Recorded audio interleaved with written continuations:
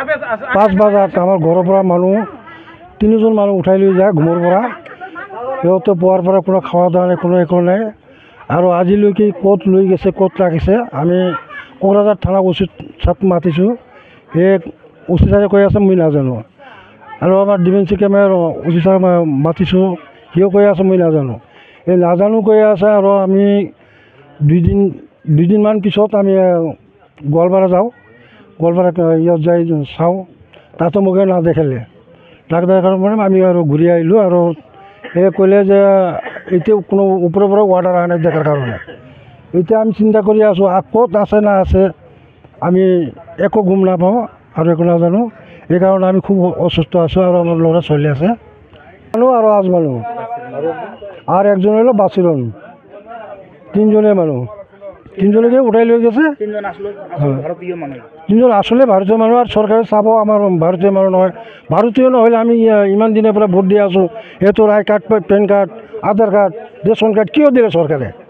যদি আমি বাংলাদেশী মানুহ, বাহিৰৰ মানুহ হওঁ, তেতিয়াহ'লে ইহঁতক কিয় এইবিলাক বস্তু দিল? চৰকাৰে যেতিয়া দিছে এইবিলাক বস্তু এতিয়া দেখা নাই। আছে মোৰ লগত NRC আছে, চব আছে, গোটেইমান আছে, কমপ্লিট কাগজ আছে, কাগজ চাই আছে।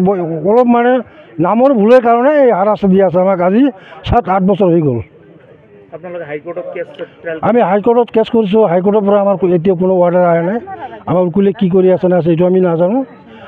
এইটো উকিলক ধৰিলে উকিলেও কিছু সুবিধা কথা নকয়, সেও কোনো ব্যস্ততা আছে।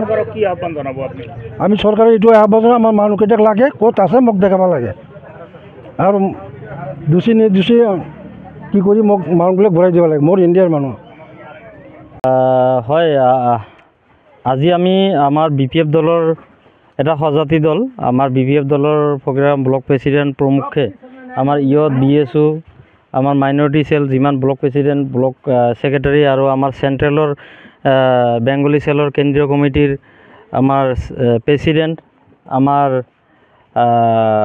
চেণ্ট্ৰেল অৰ্গেনাইজিং ছেক্ৰেটাৰী আৰু লগতে আমাৰ যিমানখিনি BPFৰ প্ৰগ্ৰাম ব্লকৰ উদ্যোগত যিখিনি উইংছ আছে চবেই মিলি আমি বিশেষ সূত্ৰে আমি খবৰ পোৱা অনুযায়ী আমাৰ এই কমলাচাৰা চেঁচাপানী গাঁৱৰ 3জন মহিলাক যোৱা 26 তাৰিখে ডি ভোটাৰৰ নামত ইহঁতে ধৰি লৈ যায়। আৰু এইটো খবৰ পাই আমি একচুৱেলি কি হৈছে কি হোৱা নাই সেইখিনি খবৰ ল'বৰ কাৰণে আমি আহিছোঁ।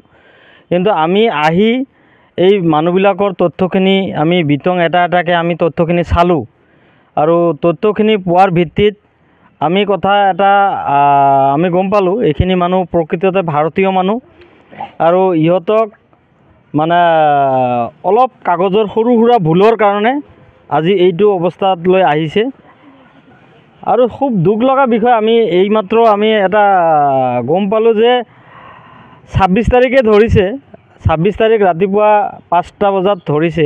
কিন্তু আজিলৈকে এই মানুহখিনি ক'ত আছে, ডিটেনশ্যন গোৱালপাৰা ডিটেনশ্যন কেম্পত আছে না কোকৰাঝাৰত আছে না বাংলাদেশত আছে না মানে বৰ্ডাৰত ঠেলি পঠাইছে, পুছবেক কৰিছে।